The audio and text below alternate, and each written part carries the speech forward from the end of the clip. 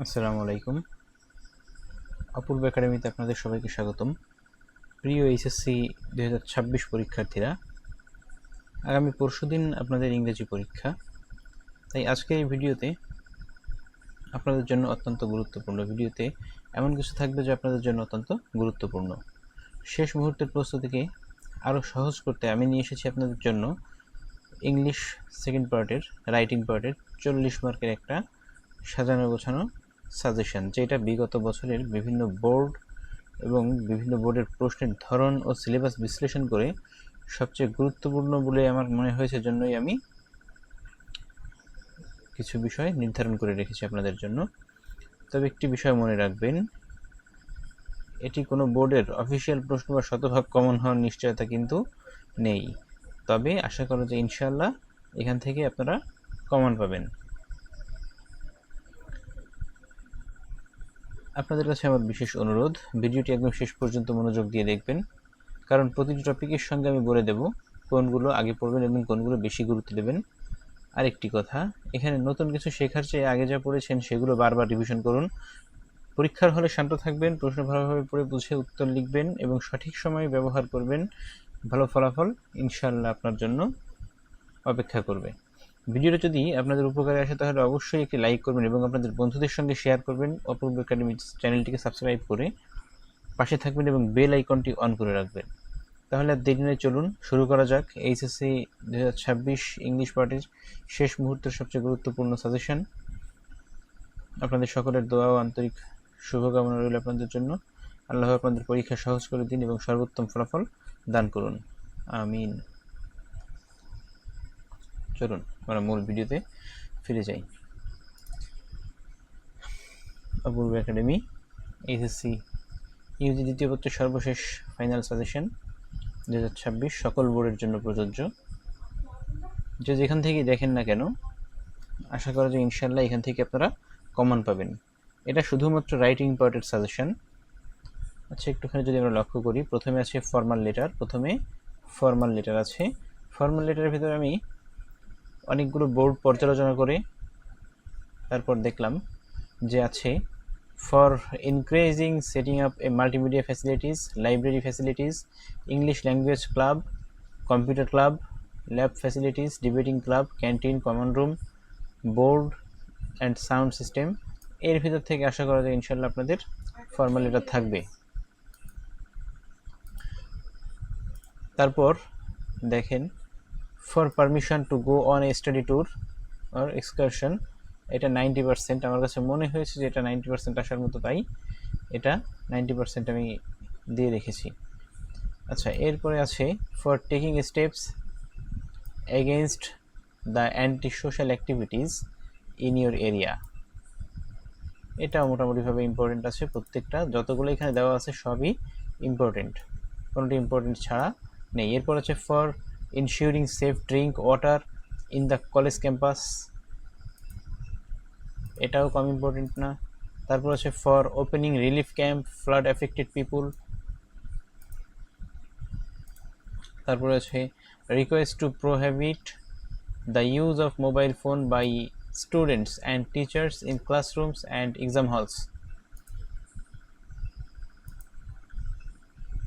এগুলো সবাই আপনারা সম্ভবত পড়েছেন, কারণ যেহেতু আমরা এইচএসসি পরীক্ষার্থী, তা অবশ্যই আমাদের এগুলো পূর্বেই পড়া থাকা উচিত। এখন নতুন করে কিছু আপনারা মুখস্থ বা নতুন করে কিছু আপনারা পড়তে যাবেন না। যেগুলো পুরাতন পড়ে রেখেছেন শুধু সেগুলো রিভাইজ করুন, বারবার সেগুলো দেখুন, যাতে ওইগুলোতে যে পুরাতন যেগুলো মুখস্থ ছিল বা পুরাতন যেগুলো আপনারা পড়ে রেখেছিলেন ওইগুলোতে কোনো প্রকার কোনো ভুল না হয়।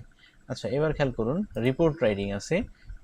রিপোর্ট রাইটিং, আচ্ছা আমি আপনাদের এটা শেষ করে তারপরে আমি আপনাদের প্রত্যেকটা এক একটা লেখার সিস্টেম আমি আপনাদেরকে দেখিয়ে দিব যে লেটার কিভাবে লিখতে হয়। যদিও সবাই জানেন লেটার তো সেই ক্লাস 6 থেকে আমরা লিখে আসছি। এরপর আছে কি রিপোর্ট রাইটিং। রিপোর্ট রাইটিং যেটা আছে এটা আমি আপনাদেরকে দেখিয়ে দিব। আর প্যারাগ্রাফ, এটা তো দেখানোর প্রয়োজন নেই। প্যারাগ্রাফ কম্পোজিশন এগুলো তো সবই সিম্পল। যাই হোক, আমি আপনাদের ফর্মাল লেটার এবং যে আপনার প্যারাগ্রাফ রিপোর্ট রাইটিং আছে এই দুইটা আমি আপনাদেরকে একটু দেখিয়ে দিব যাতে আপনাদের কিছুটা হলেও সুবিধা হয়। একটু লক্ষ্য করি, রিপোর্ট রাইটিংয়ে a report discussing how Facebook influences the lifestyle and mindset of today's youth. এটা বেশ ইম্পর্টেন্ট, মোটামুটিভাবে যেগুলো আমার কাছে ইম্পর্টেন্ট মনে হয়েছে সেগুলো এখানে আমি দিয়ে রেখেছি। 2 নম্বরে আছে a report on the annual prize distribution ceremony held at your college. এরপরে আছে a report highlighting the growing problem of food adulteration. এটাও বেশ ইম্পর্টেন্ট। এগুলো অনেকগুলো, ম্যাক্সিমামই সব একাধিকবার বোর্ডে এসেছে, কিছু কিছু আবার আছে যে 3বার 4বার 5বারও কিন্তু বোর্ডে আসতে দেখা গেছে, জন্যই এখানে আমি দিয়েছি। A report on tragic road accident and its causes. এরপরে আছে a report on the observance of various national and cultural days or কি victory days, independent day, international mother language day. এটা থেকে আসার সম্ভাবনা খুব বেশি, এটা একটু ভালো করে দেখে যাবেন আপনারা। এরপরে আছে report on the rising prices of essential commodities. এটাও বেশ ইম্পর্টেন্ট। রিপোর্ট রাইটিং সহজ আছে, এটা মোটামুটি লিখলে বেশ ভালোই মার্ক পাওয়া যায়। A report on the harmful effects of drug addiction and individuals and society. এটাও মোটামুটি ইম্পর্টেন্ট আছে, যদি একটু পড়ে যান, পূর্বে যদি পড়া থাকে একবার যদি রিভিশন দিয়ে যান তাহলেই হয়ে যাবে আশা করা যায়। A report exploring the reasons behind students failure in English. এইটা। এরপরে আছে a report on your visit to the 21শে বুক ফেয়ার। 21শে বইমেলা সম্পর্কিত যেটা আছে এটাও ইম্পর্টেন্ট, এটাও দেখে যান। Tree plantation programme in your college. হ্যাঁ, এগুলো মোটামুটিভাবে ইম্পর্টেন্ট, তবে একটুখানি মাথায় রাখবেন যেগুলো 1, 2, 3, 4, 5 নাম্বার আছে এগুলো একটু বেশি ফোকাস করে দেখবেন, এগুলো বেশি ইম্পর্টেন্ট। দেখুন এরপর আছে প্যারাগ্রাফ আমি দিয়েছি 12টা, এর থেকে কম দিলে দেওয়া যেত, কিন্তু আমি একটুখানি ভাবলাম যে যেহেতু এইচএসসি লেভেল এত কম দেওয়াটা ঠিক হবে না। সে দেখেন the importance of moral values, the significance of female education, dengue fever, the causes and abuses, the uses and abuses mobile phone, use and abuses of Facebook, effect of social media. তারপর আছে tree plantation, price hike, climate change, global warming, deforestation, drug addiction. আশা করা যায় যে 10টা উপরে দেওয়া হয়েছে, 10টা থেকে ইনশাল্লাহ কমন থাকবে। এরপরে আপনারা আর একটা বিষয় একটুখানি লক্ষ্য রাখবেন, সেটা হচ্ছে কি আর্টিফিশিয়াল ইন্টেলিজেন্স, যেটা যদিও সম্ভবত না ওই রিলেটেড কিছু না দেওয়ার সম্ভাবনা আছে, তারপরে একটু দেখে যাবেন। Village life and city life, junk food versus healthy food. যাই হোক, মোটামুটিভাবে প্রথম যে 5টা বা 6টা আছে এর ভিতর থেকে আসার সম্ভাবনাই বেশি। আর যদি যেগুলো আপনার সাজেশন এখানে দেওয়া আছে এগুলো থেকে যদি না আসে তাহলে আনকমন কোনো প্যারাগ্রাফ দেওয়ার সম্ভাবনাই খুব বেশি, একটু লক্ষ্য করবেন।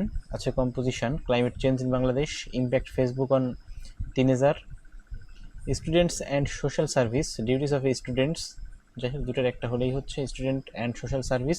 অনেক সময় হয় কি আমাদের আসে যে স্টুডেন্ট অ্যান্ড সোশ্যাল সার্ভিস, এটা কিন্তু ডিউটিস অফ স্টুডেন্টস পুরো সেম, আমরা কিন্তু অনেকে ডিউটিস অফ স্টুডেন্টস পড়ে যাই, কিন্তু স্টুডেন্টস অ্যান্ড সোশ্যাল সার্ভিস এটা দেখে কিন্তু ভাবি যে হ্যাঁ এটা আবার কি আসছে।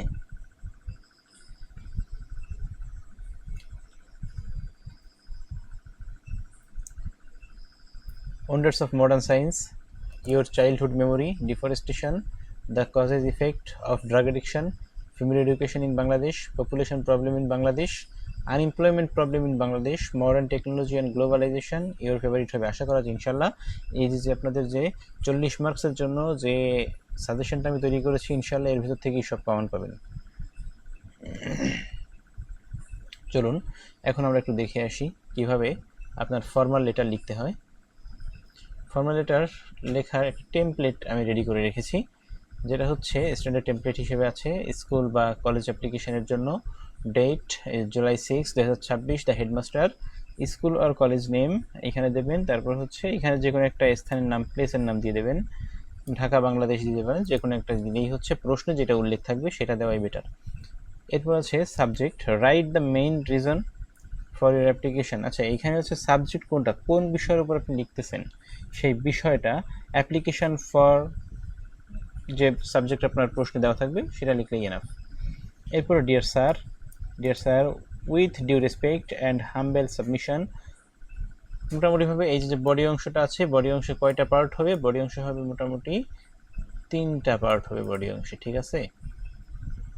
এরপর লক্ষ্য করেন ইউর সাবিডেন্টলি নেম, ক্লাস নেম, তারপর হচ্ছে রোল, এগুলো দিলেই এনাফ। এই লেটার আমরা ক্লাস 6 থেকেই লিখে আসতেছি, বা ক্লাস 6 থেকে আমরা এগুলো সাথে পরিচিত জন্য এটা তেমন প্রবলেম হওয়ার কথা কারণ না। তারপরে আসেন আমরা যাই একটু দেখি যে কিভাবে আমাদের এই যে আপনার এই রিপোর্ট রাইটিং আছে, রিপোর্টটা কিভাবে লিখতে হয় তার একটা ছোট একটা টেমপ্লেট আমি রেডি করে রাখছি। দেখেন, এ devastating fire at a garment factory. দেখেন ওই যে গার্মেন্ট ফ্যাক্টরিতে আগুন লাগার যে বিষয়টা আছে তার উপর ভিত্তি করে একটা রিপোর্ট তৈরি করার কথা বলা হয়েছে বাই এ স্টাফ রিপোর্টার। প্রত্যেকটা রিপোর্ট লেখার ক্ষেত্রে আমরা এটা দেব যে বাই এ স্টাফ রিপোর্টার বা শুধু স্টাফ রিপোর্টার। অন্যান্য অনেক বইতে অনেকভাবে লেখা আছে, বইতে যেভাবে লেখা আছে সেভাবে আপনারা দিতে পারেন। প্রথমে ডেট, এরপর ওই যে বিষয়টা আছে ওই বিষয় সম্পর্কে বেশ কিছু কথাবার্তা লিখে দেবেন, ঠিক এইভাবে। এই যে এখানে যেভাবে আছে এইভাবে আপনারা প্রয়োজনে এখান থেকে একটু স্ক্রিনশট নিয়ে নেন, ভিডিও পজ করে স্ক্রিনশট নিয়ে নিতে পারেন। আর যে বিষয়টা আছে প্যারাগ্রাফ আর হচ্ছে আপনার কম্পোজিশন, এগুলো আশা করা যায় ইনশাল্লাহ আপনারা এমনি পারবেন। আজ এ পর্যন্তই শেষ করছি। আসসালামু আলাইকুম।